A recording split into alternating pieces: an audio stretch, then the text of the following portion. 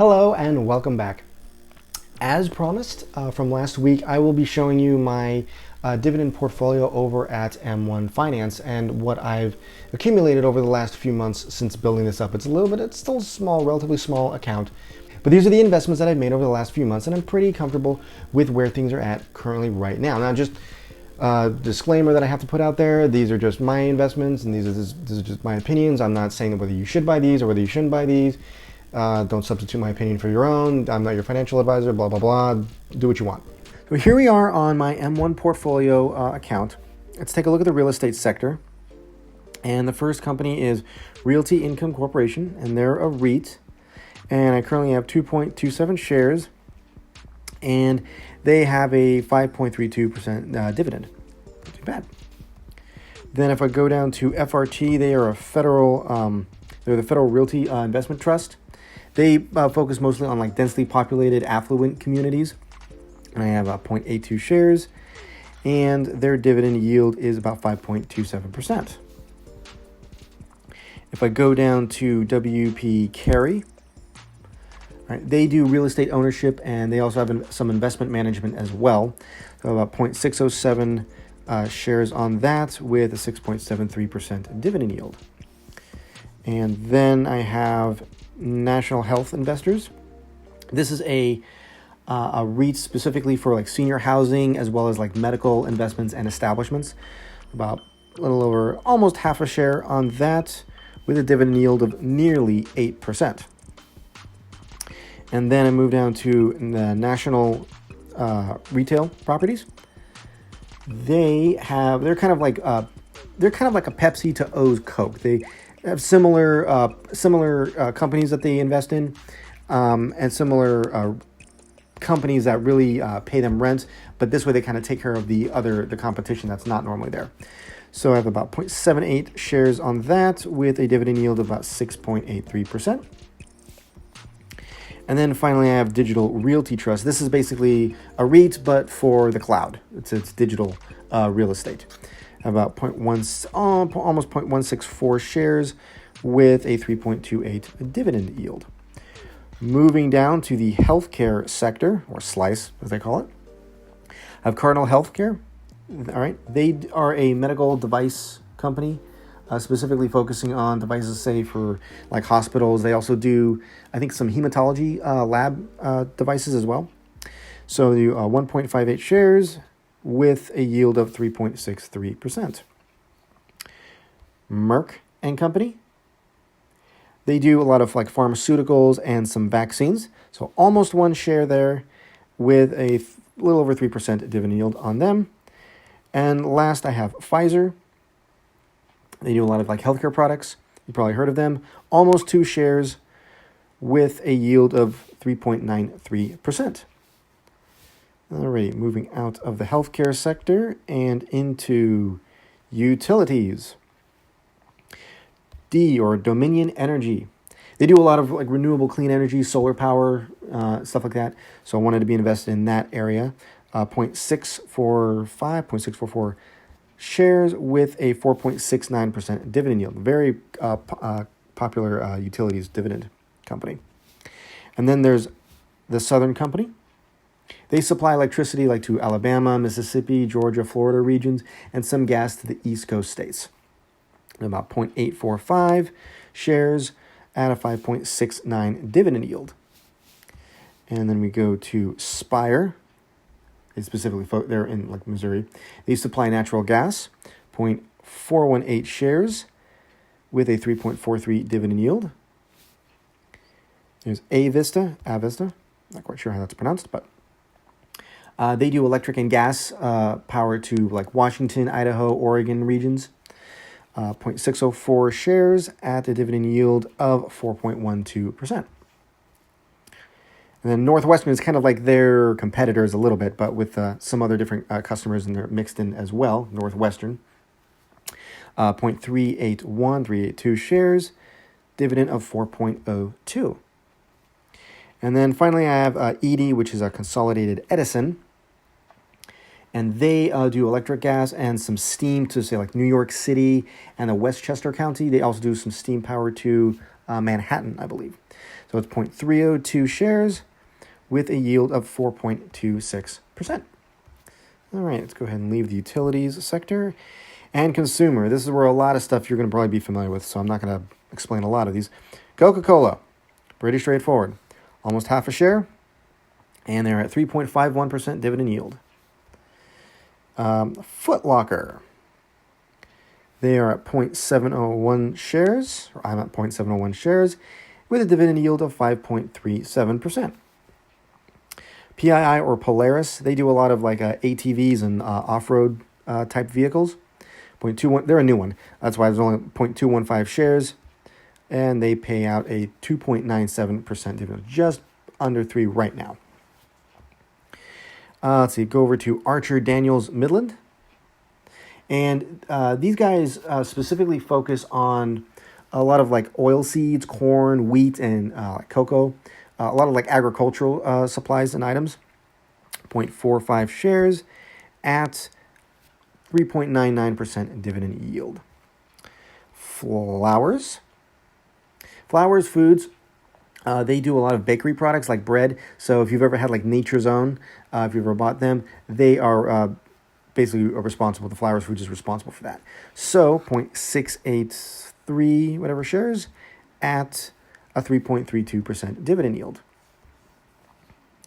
Genuine Parts. This is pretty much any automotive part that you would ever need for a car or anything like that. They will have replacement parts for you. 0.203 shares at 3.99% dividend, almost 4% on them. Hasbro Games and Toys, 0.22 shares with a 3.95% dividend yield. Pepsi, we all know and love Pepsi. They're relatively new, 0.115 shares with a dividend yield currently of 2.91%. And we go to Walgreens Boots Alliance. This is just basically Walgreens. 0.362 shares with a 4.52% dividend yield. And last but not least, good old Kellogg's for Kellogg's cereal. 0.230 shares with a yield of 3.63. Those are all the consumers or consumer-related shares. Moving on to financial. Main Street Capital. Main Street Capital, they provide like some debt and equity to smaller businesses. So they're a little bit of a risk for me, so I'm kind of watching them right now. And they are at 1.285-ish shares, and they have an 8.18% dividend yield. Royal Bank of Canada, 0.539 shares with a dividend of 5.05%. And then we have down here Toronto Dominion Bank. This is also a bank in Canada. Almost 0.8 shares. With a dividend of 5.46%. So the reason why I have these two, Royal Bank of Canada and Toronto Dominion, they are basically the Wells Fargo and the Bank of America, but for Canada. I don't like Bank of America, to be honest with you. I just don't really care for their business model. They're too big of a bank. And with regards to Wells Fargo, ever since that whole fiasco where they were creating credit card accounts just out of the blue for just because they wanted to improve their sales and their figures, that I don't agree with, and I think that's a real crappy way of doing business. So that's why I don't have them in there. But I do like the Canadian version, or the Canadian banks. Moving down to J.P. Morgan and Chase, they're a pretty big bank. 0.349 with a 3.83 dividend, or 3% dividend. And then finally, down here we have Aflac, the Aflac Insurance Company, 0.874, 8.73 shares at a 3.13% dividend. All right, moving on to the bonds sector. So I have the Vanguard Total International Bond, 1.608, and they do a little over 3%, 3 1/3 for dividend yield. And then we have the iShares iBox Investment Grade Corporate Bond. That's almost half of a share in there. That pays a 3.14% of a dividend. These are going to basically create a savings account, and since they're dividend yields are higher than inflation, I'll be able to liquidate, say during the next recession, and then take all this money and then buy shares of everything else that goes down on sale. So this is primarily kind of like a hedge against inflation. That's why those bonds are there. Telecommunications, AT&T, we know and love AT&T. 3.5 shares at a 6.96% dividend. A little high, but not too bad. Verizon, 0.8383 shares with a 4.51% dividend. Now, the energy sector I am being a little bit cautious with, but at the same time, I want to take advantage of what's going on right now with the world and everything. So when it comes to EPD, this is Enterprise Products Partners. They do the trade of like natural gas and some petrochemicals. So they're 1.64 shares at a 9.14% dividend. ExxonMobil, pretty straightforward, 0.667 shares with a 7.67% dividend yield. Going down to Chevron, 0.312 shares at a 5.23% dividend. A little bit on the higher, riskier side, but I can still manage. NFG, or the National Fuel Gas Company, they produce, distribute, market, and like transport natural gas. 0.686 shares at a 4.21% dividend yield. And this is a new one down here, this Magellan Midstream Partners. They also do some more natural gas stuff and a few of some of the other competitors, just to kind of round out the diversification. So we have about 0.487 shares with a dividend of 9.15. So I'm still going to be keeping an eye on a lot of these because their dividends are a little bit high for me, but this gives a little bit of that aggressiveness that I want in this portfolio. Moving on to the industrials. These are a lot of companies you've probably heard of as well. 3M. They make a lot of like adhesives and scientific products.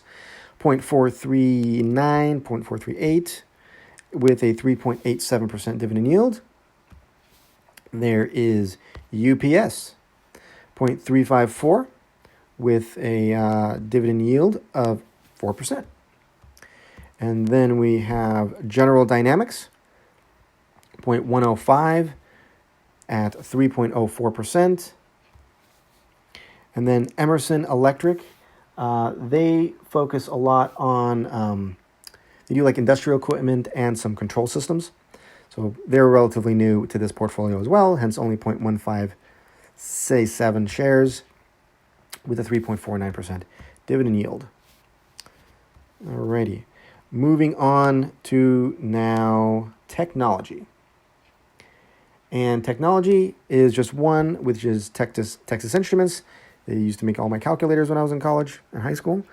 0.384 shares at a 2.84% dividend yield currently, but it's predicted the forward yield is going to be much higher. It's over 3% at that point, which when you look at the overall slice and the overall pie details, that gives a dividend yield of 5%.